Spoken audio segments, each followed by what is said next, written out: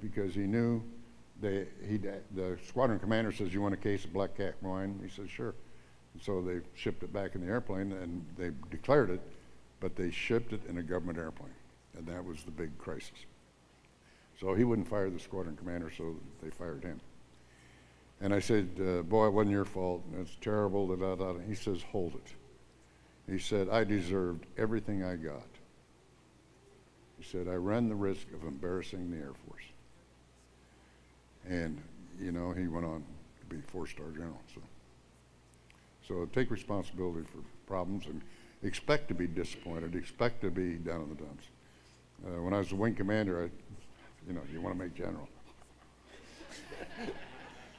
And so I'm out at Luke and wing commander, and one of my guys comes in and tears the gear off an F-15, slides to a halt. Fortunately, they got out okay. So I'm sitting, she takes, what's her name, to the chapel so she can put up her music and all that, get ready, and nobody in the chapel. And I'm really feeling disappointed because I'm not going to get promoted, and feeling sorry for myself. And I happened to open the Bible, boom, and it said in Psalms, "Disappointment is for the treacherous deceiver," meaning if you're disappointed, you're fighting God's will. And I said, "Oh," took the spear out of my chest and said, and turned out okay. Good morning, sir. Major Ferguson, Flight 14. During Desert Storm, did you and the ground component commander not see eye to eye on certain things, and how did you resolve those issues?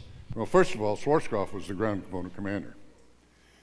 But the next echelon was Third Army, and that was John Yosak. And John Yosak and I roomed together. And so if it went bad, it was Yosak's fault. If it went good, it was Schwarzkopf's fault. The problem we have in the Army is they don't have an echelon above Corps for warfighting. Their doctrines on Corps at that time, maybe it's changed, Corps commander. Well, we had 5 corps.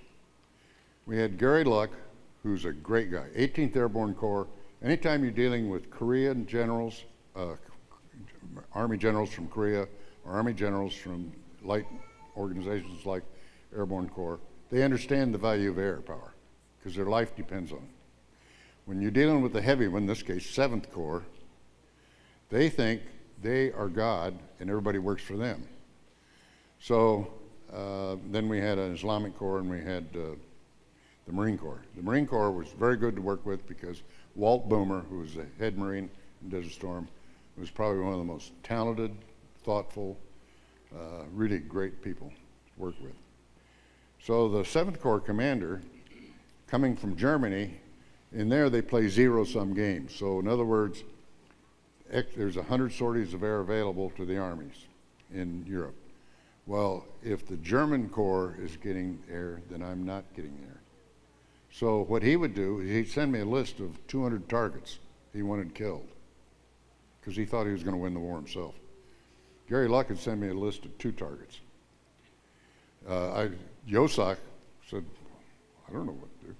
And so what I had Lieutenant Colonel Baptiste from the Air Force and Lieutenant Colonel, I'll think of his name, Wilcox from the Army. And they would sit down and sort through all the lists.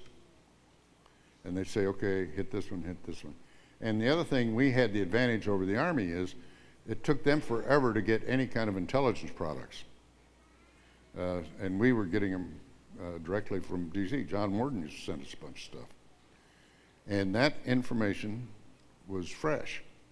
So as a result, when we'd go to hit a target, we had a pretty good idea it was there. And even then, we had to invent the killer scouts because they moved their stuff around so much on the battlefield.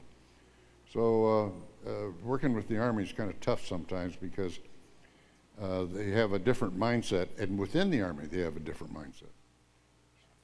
So I don't know whether that answered your question or not. If not, ask again. Good morning, sir. Morning. Major Losacker. As you know, but for the benefit of the audience, the Air Force had no combat-ready conventional CSAR forces available for Desert Storm. I was wondering, as a 2-part question, first, how did that, in your perception, affect recovery operations? And are there any lessons that you think we should carry forward as we face new peer adversaries in the future? Well, it's not exactly right they didn't have any forces. They did. There was a political issue. The regular Army and the Special Operations Army, no matter what they'll tell you, they don't get along. And they think differently. They want to fight differently. Schwarzkopf, they called, Powell called Schwarzkopf. I was sitting in the office, and Powell says, Norm, we're going to send you 2 battalions of Special Operations soldiers. Where do you want to put them? He says, Sudan. So what happens is the Special Operations Army tries to draw the Special Operations Air Force away from big Air Force, the regular Air Force, because they see the same division. And it's not true at all, because the 2 cases where the Special Operations insertions in Kuwait got overrun, it was F-16s that bailed them out. It wasn't gunships like they always practice. So after the war, I came down and I chewed out Downey, and I said, you know, you got to get a grip. The Air Force is one force, and we have capability to go in and pick people up or put them on the ground. And that's the capability we went into the war with. Second thing about search and rescue, you do whatever you can. In the case of Rhonda, she got in the CSAR business inadvertently, and it cost her 2 broken arms and some people. So we got to be careful about trying to put labels on things. But the PJs were in the soft force. We had PJs. In fact, the guy who bailed the one insertion out was a PJ on the ground with him. And he was, being an Air Force guy, he took a survival radio with him.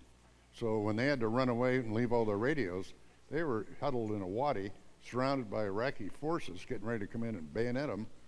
And he pulled out his survival radio and was able to talk to AWACS and get the F-16s to come bail them out, and they got a helicopter and picked them up. So we have CSAR forces, but they're generally in the Special Operations Force, and the Special Operations Force commit to the mission because they believe that they work for an Army Special Operations guy. Long question, long answer. Future? Who knows? It's up to you. You're running things. Morning, General. Lieutenant Colonel Firas from Kuwait. Oh, First of all, please accept a bigger thank you from Kuwait, bigger than anyone else in this room. My question is... I've been made to feel that way when I go to Kuwait. Thank you. Thank you. My question is, being the CFAC and leading a coalition of pilots is a very hard thing. How did you manage to curb everyone's enthusiasm, especially having pilots from Kuwait who might be more eager than everyone else? If you can let us know how to maintain a single flow. Well, Thank you. as you know, you scared the Saudis. You brought your airplanes into Iran, and they were afraid you're going to start the war. So they withheld all munitions, and then they transferred your airplanes away, and then they brought them back. But quite frankly, your people that came out were all very talented and very followed the rules, no problem.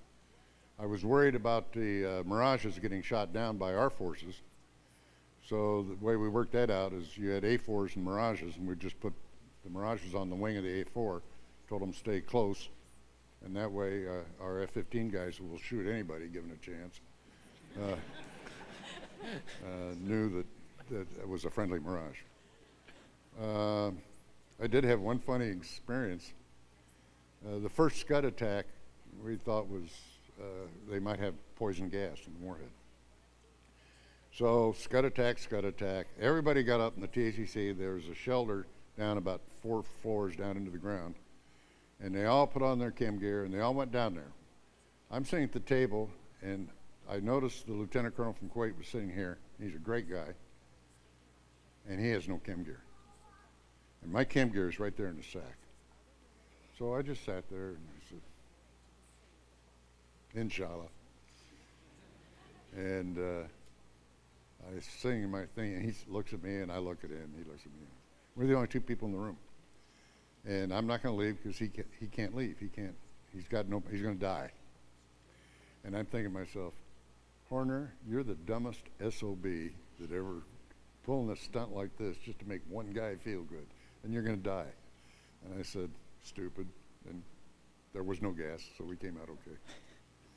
But, yeah, I noticed a big change in Kuwait after the war. Suddenly, before you guys had been kind of distant, hard to work with. Boy, did that change. You became great allies, great friends. Thank you.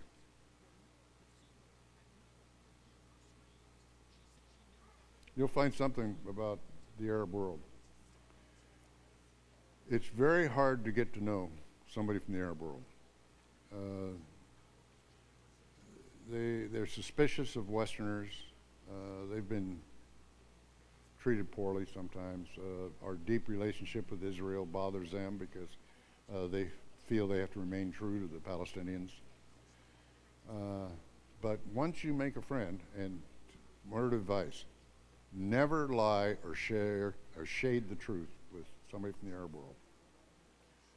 If you have to say, Ahmed, I love you like a brother, but your son is the ugliest kid I've ever seen, say it. Because once they know that you tell the truth, once they know they can trust you and that you respect them and their religion, you will make a friend like you've never had a friend before. They're a friend for life. We make friendships in the Western world very easily, but they don't have the depth or the meaning that friendship does in the Arab world. So if you get a chance to serve in that part of the world, make sure you always tell the truth. Don't try and out-negotiate them. You're a baby when it comes to that. And always be honest with them, and they'll respect that eventually. You may not like it at the time. But. Is that it? Sir, can you talk to us about when you wrote your wrote your letter of resignation in theater? Oh, yeah. And kind of what you gained from that, and how it kind of instilled that faith back in our elected political officials that was kind of lost in Vietnam. Well, in Vietnam, I absolutely had great anger with our leaders, particularly in the military, because they thought they knew what they were doing. They had no idea. They were dishonest, trying to be political. Also, we had stupid rules, things like that. So, okay, captains are very good at judging people. So, I had all those judgments in my brain. So, we're sitting there, phone rings. It's Parsons from up in Tabuk. Good news, bad news. What the good news is we shot down 2 Iraqis. What's the bad news? We shot them down 60 miles inside Iran. Missed the road sign. I said, okay. Well, in Vietnam, we'd just replot the shoot down and be inside Iraq. We decided we were not going to lose our integrity in this war. So I called Schwarzkopf, good news, bad news, and I know he called Cheney. So I'm sitting there, and I said, well, the Undersecretary of Defense for Voting Rights and Women's Affairs will send a staff summary sheet, and it'll say you need to put a buffer zone. We had a buffer zone in North Vietnam, and I used to fly in it because the North Vietnamese knew it was a buffer zone, so they had no SAMs or guns up there. So I'd go up and fly. In fact, I was in China a couple of times. And I said, okay, well, if they put it wasn't going to work. So I said, what I'll do is I started outlining all the arguments against whatever measures that the Pentagon would send our way. And then I realized that wasn't going to work. Because what Schwarzkopf would say is, after this meeting up in the headquarters, he'd say, Chuck, come up to the office. And he says, I got this thing from Pentagon that says to keep from flying into Iran. And he says, well, what do you think about that? And I'd go, blah, blah, blah, blah, blah. And he'd say, well, thank you for your interest in national defense, do it. Because why buck the, Secretary of Defense sends you a letter you're going to follow. So I said, I got to do what my generals in Vietnam didn't do. And I wrote my letter of resignation on a pad. And I was going to have to say here, because that's all you can do. That's the only leverage you have. And I hated it because I dearly did not want to do that because I was at the top of my game. I was at the peak. Most wonderful time. But I owed it, my integrity owed it to that captain in Vietnam. So I wrote it. And so that night we go to the meeting and I'm waiting for him to say, check him up to the office. He never did. Next night he didn't, next night he didn't, and pretty soon I lost the letter. I wish I had it today. And so after the war, we were at a stamp unveiling in D.C. and Cheney's on the dais, and we're standing there and everybody's taking pictures. And I said, did you hear about us shooting down the MiGs in Iran? And he said, yeah, I did. Wish you hadn't done that. I said, so do I, but it happens. And I said, did you hear anything about how to keep that from happening again? He said, matter of fact, I got a staff summary sheet that outlines some measures you could take to help you from doing it again. And I wrote on the bottom of it, they'll know what to do in theater, and sent it back. So that letter of resignation never got sent because Cheney knew what to do, had faith in us. And that faith is really something I'm indeed grateful for. So you may face the same thing sometime. Be prepared to bet it all. Put all the chips on the table. And you're not worth your salt if you don't, because you owe it to the people fighting the war. The most important thing we do in the Air Force is maintenance. That's the number one priority. That was Creech. He says, without good maintenance, I got a bunch of college graduates sitting around the bar thinking they're somebody. But on the other hand, everything we do is important. Even chaplains are important. I know there's a couple in the audience here, and I'm sorry that I put you at the bottom of the list, but believe me, when the war comes, you move right up to the top of the list. All right, you got another question since they won't? Oh. Sir, my name is Major Powell. I'm from Flight 35 and a GOE member. We've all read throughout the year about how important Desert Storm was, like the most significant campaign in U.S. history, and in particular, most significant air campaign. Since you led that effort, did you know at that time, after it was over, how significant this campaign really was in our history that we would be still talking about it 26 years later? Well, I had breakfast with someone whose grandfather fought in Desert Storm. Made me feel old. It was actually his father. It's better if I say grandfather. Obviously, we were extremely happy to come home. That was the most important thing to us. We were extremely happy the American people felt good about it. I worry a little bit that we read too much into it. Every war is different. Every war requires a different mix of force, different strategies, different ways of doing business. And what happened is you had the American people feeling guilty about how they acted during Vietnam, and you have an American military who felt guilty about Vietnam, and then suddenly all this money Reagan put in the budget, all this leadership Bill Creech gave us, all the great things that happened under Goldwater Nichols and under the training we had, red flags and desert thing out at Fort Irwin, all that, and blue flags, all that came together. And then we had an enemy who had some structural problems. One, they were in a dictatorship, so you weren't allowed to think. They had a impressed army, which didn't want to be there and was treated like crap. We had people making the Russian equipment 10 feet tall. And we had, everything was dysfunctional on the enemy side and functional on our side. So we came out of it looking like we really knew what we were doing. And I worry about that there was a euphoria created by getting rid of the guilt from hangover from Vietnam.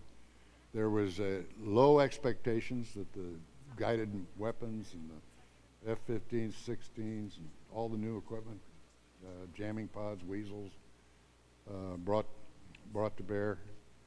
And sometimes we can start what we call drinking our own bathwater. we start believing our own lies. So the danger in Desert Storm is reading too much into it. The war to study is Vietnam. That was a disaster of our own making. And so that's where I go for lessons.